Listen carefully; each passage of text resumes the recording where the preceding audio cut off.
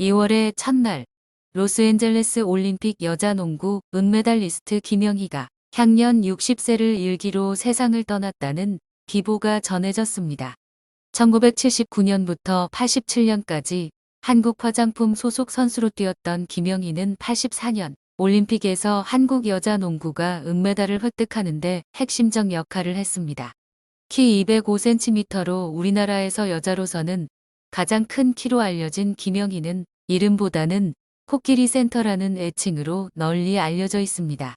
그리고 그의 전보 시리즈에서 한국 여자농구 사상 최고인 60득점을 하면서 개인 타이틀 5관왕에 올랐습니다. 올림픽에서 은메달을 획득해 귀국 후 카퍼레이드도 진행됐습니다. 올림픽에서 핵심적 역할을 하며 스타로 부상했지만 농구 코트를 떠난 그녀에게 남겨진 것은 고통스러운 삶 그 자체였습니다. 그러나 여러 합병증으로 오랜 투병을 하던 도중 결국 별세했다는 소식이 전해졌습니다. 떠나는 마지막까지 그녀는 힘든 생활을 토로하였습니다. 올림픽 은메달리스트였음에도 힘든 생활을 이어나가야 했던 김영희의 삶을 되돌아보며 기리는 시간을 가져보겠습니다. 김영희의 몸과 키가 계속 커져가는 것은 바로 거인병을 앓고 있기 때문이었습니다. 계속 크는 것이 거인병인지조차도 몰랐고 키가 2m를 넘으면 유능한 농구 선수가 될 수 있다는 생각에 사춘기 때 치료받을 생각조차 하지 않았습니다. 하지만 1986년 아시안게임까지 뛰고 나서 이듬해 11월 훈련 도중 반신마비가 와서 앞이 안 보여 실명 위기까지 처했었습니다. 알고 보니 끊이지 않고 샘솟는 성장 호르몬 때문에 뇌종양이 생겨 머리에 있는 큰 혹이 시신경을 누르고 있었던 것이었습니다. 한기범 선수는 마르는 증상이었고 반대로 그녀는 커지는 증상이었습니다. 올림픽을 마치고 왔을 때도 이미 몸이 엄청 커져 있는 상태로 당시 소속팀 감독은 그녀가 살이 쪄서 온 줄 알았을 만큼 당시에는 병에 대한 정보가 너무 없었습니다. 병원에 입원해 있으면서도 다시 코트에 복귀할 날만을 손꼽아 기다렸습니다. 하지만 당뇨병과 위궤양 등 합병증이 찾아와 그녀를 괴롭혔습니다. 그때부터 병마와 싸우기 시작했고 삶의 전부라 여겼던 농구 코트도 떠나게 됩니다.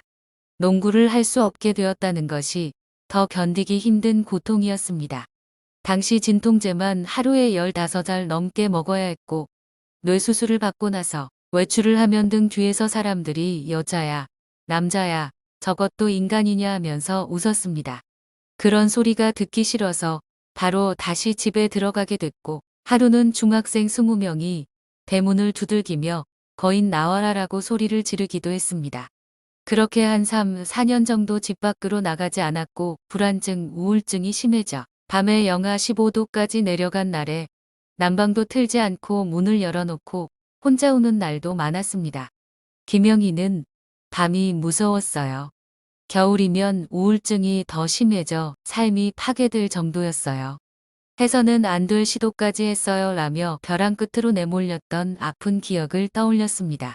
뇌의 종양이 다시 커져서 두 번째 수술을 받았지만 머릿속에 큰 혹 하나는 제거하지 못했고 설상가상으로 결핵까지 걸려 이가 빠지기 시작했습니다. 결핵은 나았지만 몸 상태가 온전치 못했고 무릎이 아파서 제대로 걸을 수 없을 정도로 이미 힘든 상태였습니다. 은퇴하고 나서 한국 화장품에서 대리점을 개설해 주었고 몸이 좀 나아지면서 1990년부터 3년 정도 일에 몰두했지만 아버지가 암에 걸려 투병을 하게 됩니다. 어머니는 딸과 남편의 병간호를 했고 딸 몰래 눈물 흘리며 우리 딸 불쌍해서 어쩌나라고 걱정하며 지내던 중 갑자기 뇌출혈로 쓰러집니다. 하지만 1998년 뜻하지 않게 59이라는 젊은 나이에 어머니가 세상을 떠나자 그녀는 엄마를 따라가야겠다고 마음먹고 식음을 전폐했습니다.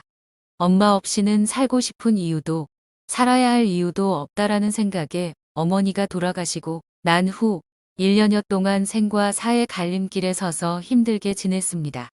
엄마에 대한 죄책감과 미안한 마음에 엄마를 따라가겠다고 몸부림치자 세상에 하나밖에 없는 남동생이 올케와 함께 그녀를 붙잡고 대성통곡하며 제발 죽지 말라고 밤낮으로 애원했습니다. 남동생 때문에 다시 살아야겠다고 마음을 고쳐먹은 그녀는 먹을 것을 입에 대기 시작했고 몸을 추스리며 동생 레오와 함께 아버지 병수발을 도왔습니다. 선수 시절 번 돈과 한국 화장품 대리점을 넘기면서 받은 권리금 등은 자신과 부모님의 치료비로 다 써버렸습니다. 세 차례의 암 수술을 받았음에도 2000년에 아버지도 세상을 떠나게 됩니다. 무관심하기는 국가도 마찬가지였습니다. 공로로 받은 것은 그녀에게 쥐어진 훈장 몇 개가 전부였습니다. 2003년부터 그녀를 경기의원에 위촉해 병원비 일부를 지원하기도 했습니다. 우울증과 불안증에 시달리던 그녀가 아픈 마음을 치유할 수 있었던 것은 집 근처 시설에서의 장애인 봉사였습니다. 자신이 겪는 아픔과 우울증은 장애 어린이들에 비하면 아무것도 아니었기 때문입니다. 그녀는 비록 자신의 심신은 병들어 있지만 낮은 곳으로 임한 결과 정신적인 아픔을 덜어냈다는 것이었습니다. 그러던 김영희가 생명의 위험에 처했고 2달간 입원 치료를 받았다는 소식이 전해집니다. 일어서는 연습을 해야 할 정도로 일어서는 것조차 버거운 상태였습니다. 아침에 일어나자마자 혈당 체크와 인슐린 주사를 맞고 약을 먹어야 했습니다. 2005년부터 그녀의 집을 자주 오갔다는 한 이웃은 김영희의 집을 청소해주고 음식을 해서 동네 어르신들을 모두 불러 다 함께 식사를 했습니다. 김영희는 언니 시어머니가 화장실에서 미끄러지면서 엉덩이뼈 금이 갔는데 제가 그때 음식을 좀 대접해드렸다 라고 했습니다. 이웃 언니는 쓰러진 김영희를 처음으로 발견한 사람이라고 합니다. 하지만 그보다 더 심각한 것은 S상 결장이었습니다.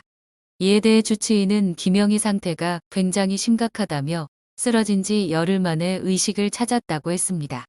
주치의는 S상 결장의 꼬임이 굉장히 심해서 장내에 가스가 가득 차 있고 혹시나 이러다 돌아가시진 않을까 걱정이 된다 라고 전했습니다.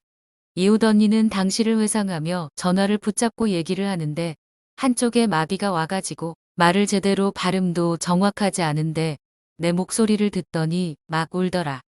저는 병원 밖에서 울고 김영희는 병실에서 울고 그랬다 라고 했습니다. 방송에 나온 김영희의 모습은 심상치 않아 보였습니다. 서울올림픽을 대비해서 준비 중 선수촌에서 훈련 도중 쓰러졌어요. 한쪽 다리와 팔이 마비 오고 앞이 안 보였어요. 갑자기 쓰러졌어요. 의사가 어떻게 훈련했냐고 혹이 너무 커졌다더라고요. 조금만 더 있었으면 죽었을 거라고 했어요. 병원에서 사형 선고를 내리더라고요. 운동을 하면 안 된다는 거예요. 목숨을 내놓느냐, 운동이냐 둘 중 하나를 택하라고 했어요. 올림픽 은메달로 인한 체육연금으로 매달 70만 원씩 지급되지만 그녀는 이번에는 입원해서 치료비가 많이 나왔는데 어떤 때는 보름도 안 돼서 7천 원만 남을 때도 있다. 라고 자신의 상황을 설명했습니다. 또한 후배 농구 선수 서장훈과 과거 대표팀에서 함께 운동했던 허재 감독이 응원차 돈을 보내줬다며 정말 마음이 따뜻하고 고맙더라라며 두 사람이 정이 많고 겉모습만 보면 안 된다고 고마움을 전했습니다. 한기범 역시 그녀의 소식을 듣고 직접 찾아와 격려의 말을 건넸습니다. 그녀에게 큰 키는 축복이었지만 그것은 농구 선수일 때뿐이었습니다. 30년 넘게 투병 생활을 하며 제대로 된 생활도 할 수 없었던 그녀는 이렇게 세상을 떠났습니다. 부디 그곳에서는 더 이상 어떠한 아픔도 없이 하고 싶었던 것 원 없이 하며 편히 쉬시길 바라겠습니다. 삼가 고인의 명복을 빕니다.